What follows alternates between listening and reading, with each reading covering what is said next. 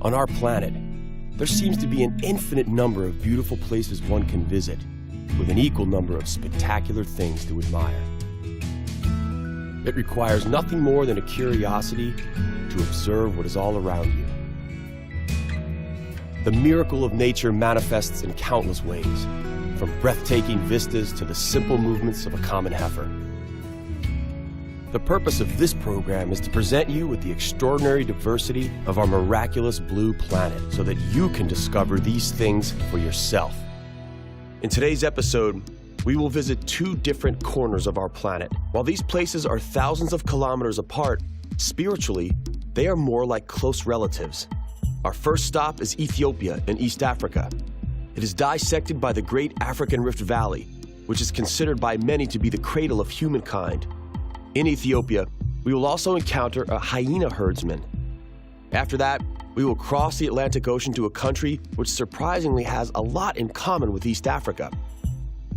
Rastafarians from Jamaica believe that the Ethiopian Emperor Haile Selassie, believed to be the Black Messiah, led his people to the Promised Land, Ethiopia. Watching in awe as the Duns River Falls and YS Falls tumble down, it feels like Jamaica could be a paradise on Earth.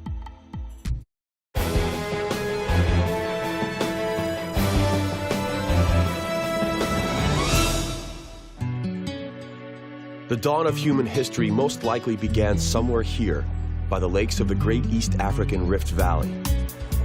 5 million years ago, East Africa began parting from the rest of the continent. At the same time, the dense jungle began disappearing and was replaced by pastures, plains, deserts, forests, rivers, and lakes. The landscape became similar to what we see today. These changes to the landscape forced our predecessors to stand on their rear two legs. An upright position enabled them to see much further in the tall grass of the savanna, and so they could spot potential prey or predators easier. Dissolved alkaline rocks give the brownish color to Longano Lake, which is said to resemble English tea with milk. Due to the particular chemical composition of the water, people may bathe and fish here without fear of getting infected with schistosomiasis, an otherwise debilitating disease.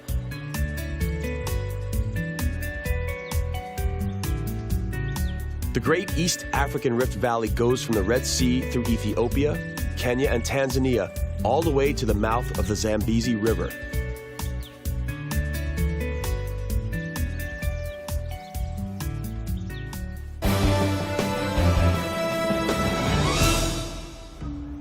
Some 150 years ago, Darwin proclaimed, the first human being was an African.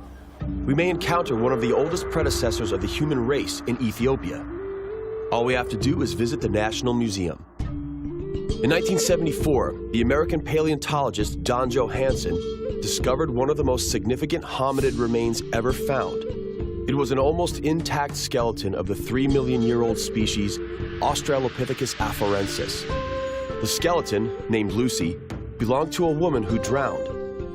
Thanks to the volcanic mud in which the bones were trapped, it remained extremely well preserved. The skeleton is known the world over as Lucy after the Beatles hit Lucy in the Sky with Diamonds, which was often heard on the radio at the time. The Ethiopians called it Denkenesh, which may be translated as, "You are amazing."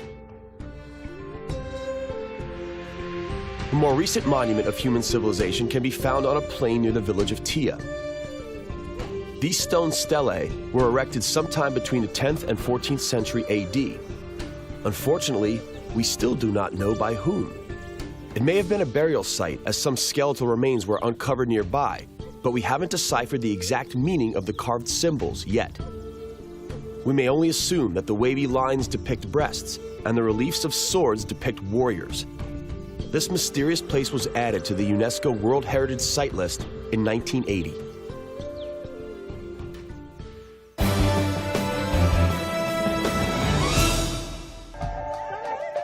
Teff, or love grass, is the tiniest cereal in the world. Its grains are plentiful in protein. In Ethiopia, it's the staple diet for at least 2/3 of the population. Domesticated animals help the local farmers in its processing. Cattle tread on the harvested grains until the grains are separated from the stems and husks. There's no need for electricity. Dung is a welcome side product of this processing technique. Once shaped and dried properly, it becomes a much desired source of fuel. Coffee bushes are often planted beneath fully grown trees called coffee mamas to provide the much needed shade. Coffee bush has stunning white flowers, which ripen into berries not unlike cherries. Each contains 2 coffee grains, which are removed when dry. The locals are very experienced in growing this plant. Ethiopia is a country renowned for its coffee export. It makes up for 2/3 of the country's foreign exchange income. The expression coffee actually comes from the earlier name of the Kaffa province.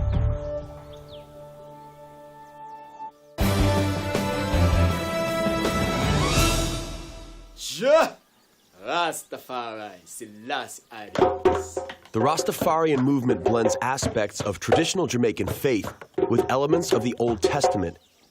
The Jamaican leader, Marcus Garvey, predicted the arrival of a black messiah. When Rastafari Makonnen became Ethiopia's emperor, he accepted the name Haile Selassie. Thus, for many, this prophecy came true.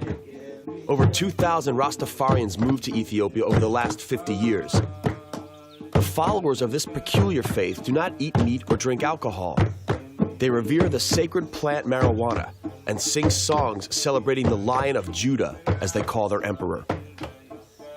Eucalyptus trunks, bamboo twigs, and grass for roofing.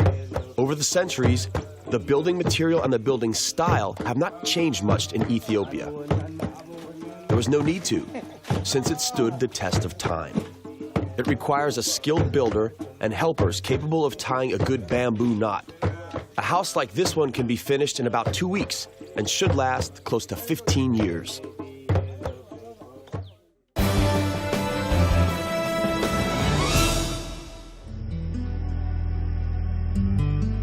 Harare is an historically rich Ethiopian province. Its capital, Harar, is Ethiopia's center of Islamic faith. It lies on important merchant routes connecting the Arab kingdoms and sub-Saharan Africa.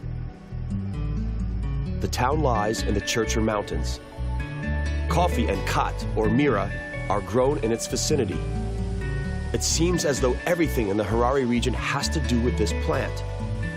Initially, it requires considerable care, and its growers must wait 3 years to see the first worthwhile harvest. After that, it's harvested monthly. Villagers, growers, and merchants from near and far gather in the town of Awade, where the biggest mira market takes place, sort of like a stock market with precise rules and regulations. The grower brings his harvest to the market, the merchant evaluates it according to quality, and the bargaining ensues. As soon as a deal is made, the bunches are tied into large bundles. And why? The carefully selected shoots of mira, when chewed, release an amphetamine-like stimulant. This is caused by an alkaloid called cathinone, which brings on a pleasant feeling of relaxation, extends periods of activity at the expense of attention span, and reduces the feeling of heat and hunger. It's completely taken over the town of Awade, where coffee was initially cultivated. Perhaps it even saved the town. Business booms and people prosper. Mira will always be chewed. The tradition is so deep-rooted among the locals that it's almost easier to picture a Frenchman without wine or an Irishman without whiskey than a Harari without this chewable drug. Apparently, chewing mira is now no longer exclusive to men.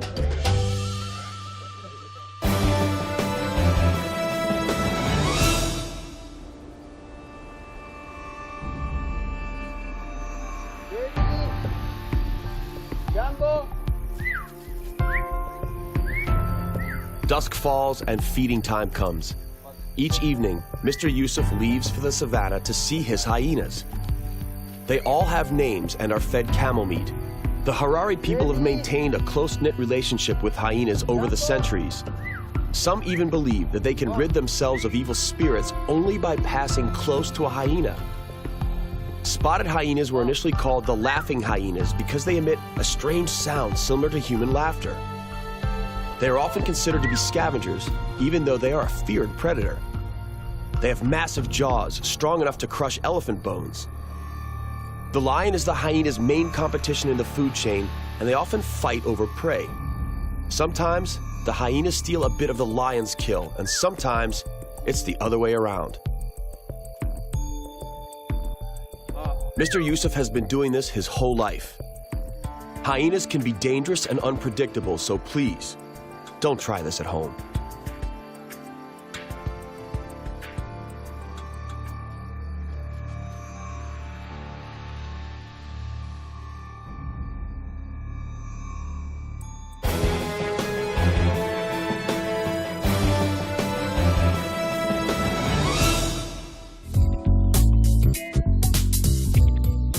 Jamaica lies to the south of Cuba, on the third largest island of the Greater Antilles.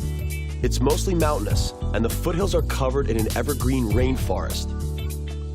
Here lies the inconspicuous mountain town of 9 Miles. It's pretty similar to its neighbors, but a certain detail has brought it fame and fortune. The most famous reggae singer of all time, Bob Marley, was born here in the year 1945.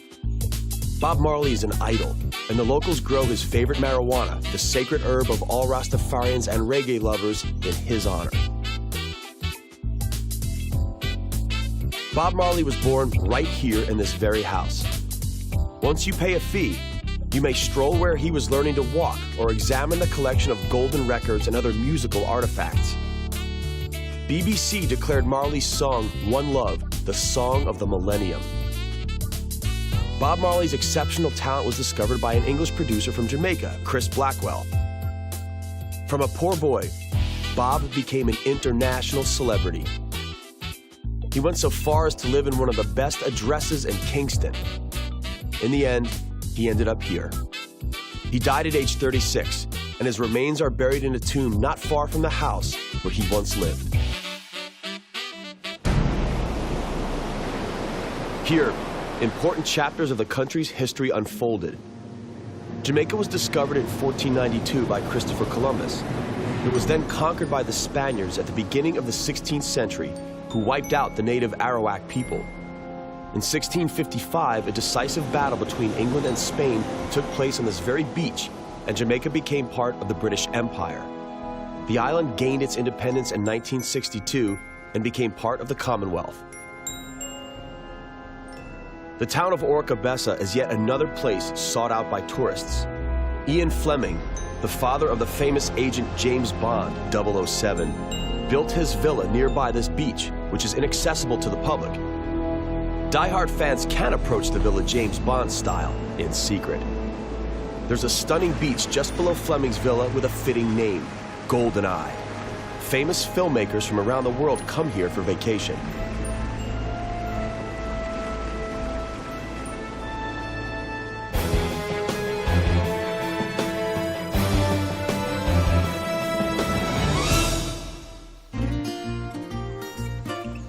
Whoever comes to Jamaica shouldn't miss this spectacular natural attraction, the Dunn's River Falls. The river forces its way through dense rainforest en route to the ocean and overcomes countless cascades and rocky thresholds.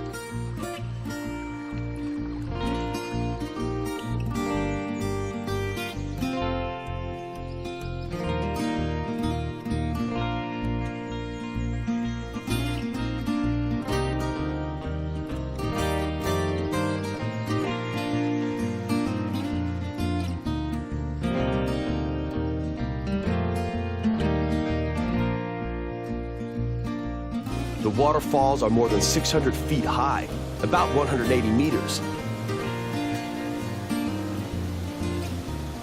A favorite pastime of visitors is climbing to the top.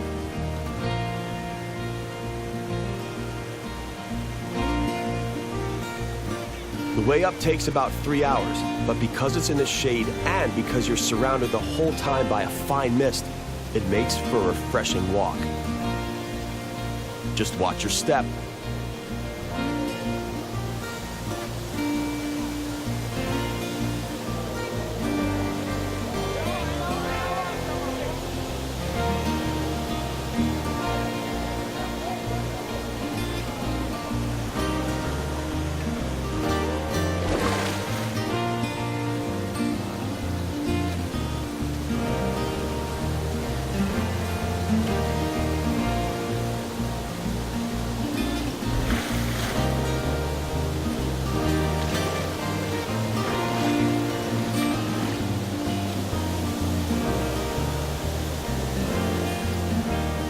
It's also a favorite venue for the locals who prefer a quick dip in one of the natural pools or are happy enough with one of the small public beaches down below.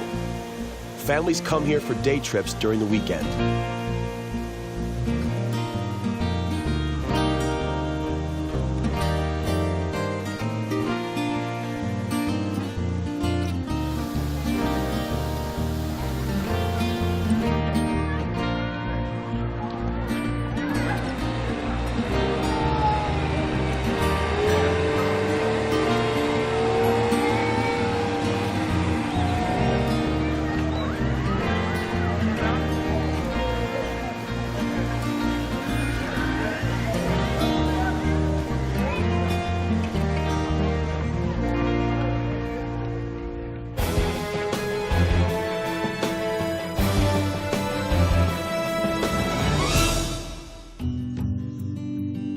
Unlike what the name might suggest, the Blue Mountains are actually completely green. They're 20 kilometers north from the capital of Kingston, and the only blue thing about them is the surrounding sky.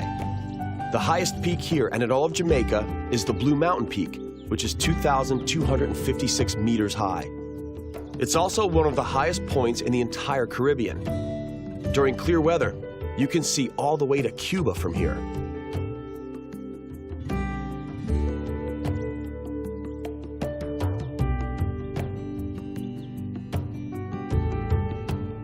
The people living in small villages usually travel to the capital for work, or they farm.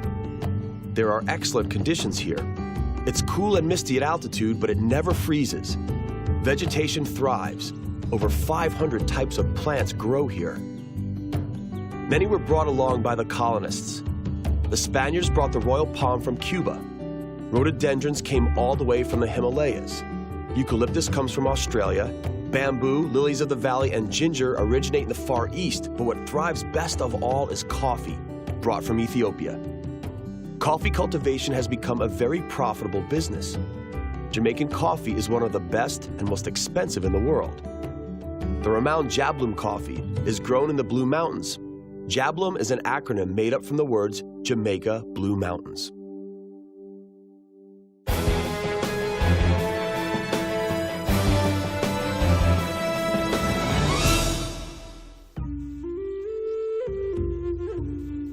The landscape of southern Jamaica has a somewhat different character than the northern part of the island. The foothills of the Evergreen Mountains are well suited for the cultivation of wheat and for cattle farming.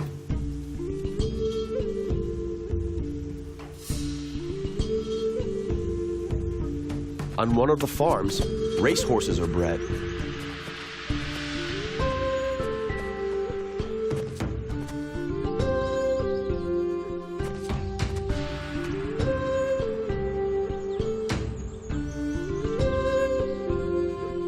Maroons live in the south of the islands. They are the descendants of black slaves brought over by the British from Africa who managed to escape into the mountains. They fought a long fight for freedom from colonial rule. They celebrate January 6th every year in memory of a peace treaty signed between their ancestors and British colonists in 1739. Part of the celebration is the pilgrimage to the sacred tree Kinda. The name is African and stands for one family.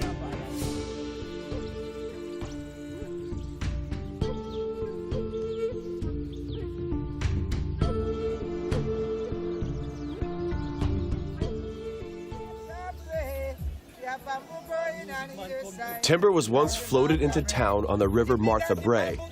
Rafts were built then the same way they are built now, using bamboo. Today they are only used for tourist sightseeing groups. The raft men revere the Martha Brae River. She was the Indian empress of the Arawak people and knew where the entrance to a secret cave full of gold was. One day she lured greedy Spanish prospectors into the cave and then had it flooded. Now, the drowned men must guard the cave's secret for eons. According to one of the local captains, the river is navigated by some 80 rafts. Apparently, they are of exceptional quality, and the journey is usually smooth and safe. No piranhas or crocodiles live in the river. It isn't hard to build a raft. First, bamboo is cut down in the forest using a machete, and the bamboo rods are then tied together using wires and ropes. Within 5 days, the floating device is complete. Black River, the capital of the southwestern region, was named after a river that flows into the sea not far from here. It's one of Jamaica's longest rivers. The Spaniards once named it Rio Caubana, which means Mahogany River. In English, it was simply called Black because of the vegetation decomposing on the riverbed. Today, life flows relatively peacefully, but in the 19th century, this was one of Jamaica's busiest ports.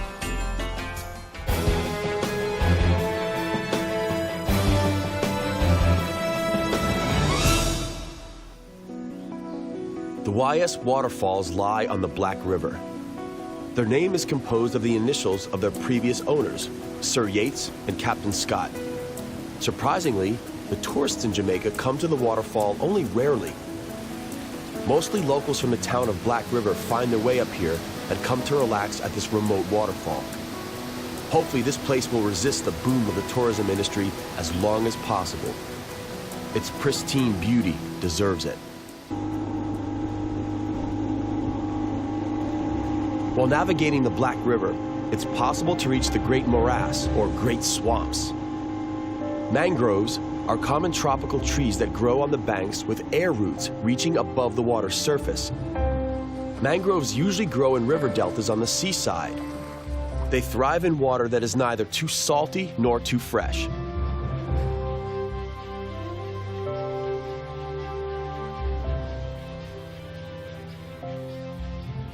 Dry mangroves are dealt with by armies of termites.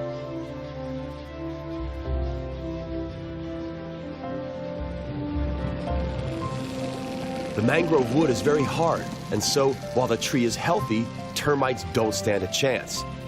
As soon as it dries out, however, they go to work.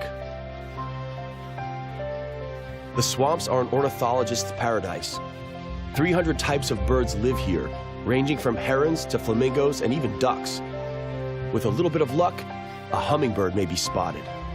It's Jamaica's national bird.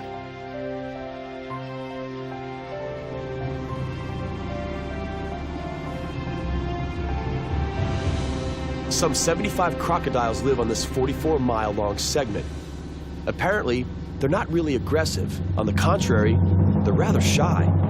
It may be wise, though, to remember that a crocodile is capable of crushing a cow with its jaws.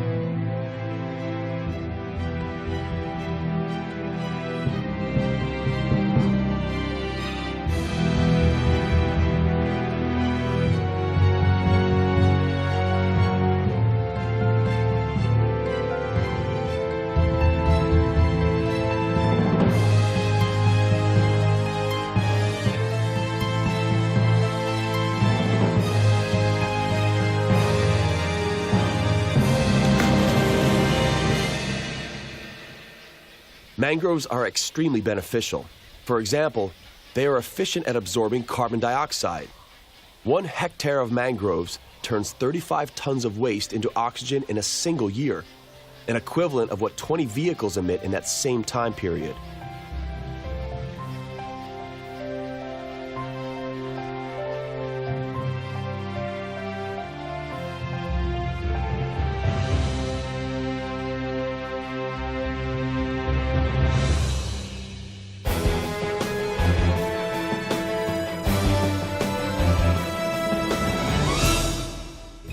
Our journey to the miraculous nooks of our planet comes to an end for now. On the next exploration of our compelling and bountiful planet Earth, we will visit the Masurian Lake District, which is an impressive water world in northeastern Poland. We will then trade in the cool Baltic region for the tropical Caribbean. Here we will prove that it would be wrong to link the Cuban province of Guantanamo only with the famous American naval base. To wrap things up, we will return to Europe's Mediterranean region to visit people of the Lipari Islands who continue to survive in the shade of ever-smoldering volcanoes. That's all right here on Miracles of Nature. We hope you'll join us.